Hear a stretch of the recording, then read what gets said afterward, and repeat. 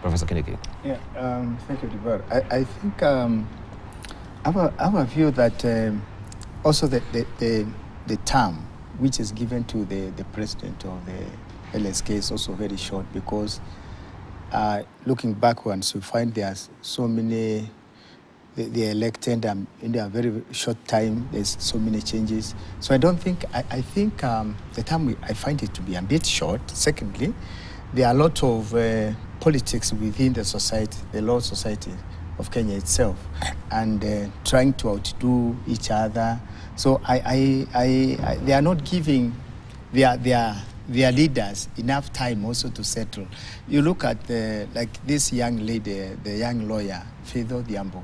I hope that she will get all the support so that maybe she can come out clearly in her policies of leadership and what she wants to guide the law society of Kenya as a professional body.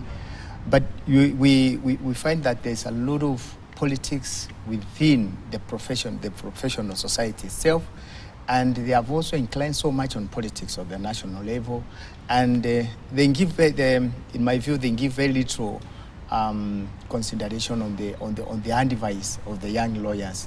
But I would think of looking at forward where they have a conference, maybe of a meeting of how they can mentor young lawyers, how they can take care of them and also grow in the. I know they do that, but I think sometimes you can be carried on by so many things that happen in the country, and especially issues about the politics, about economy, and you forget your professional role. Mm-hmm. Here we have teachers, we have medics, we have so many professional bodies, and you find from time to time they have meetings and the mechanisms of trying to mentor the young professionals and all that, and that is the core business.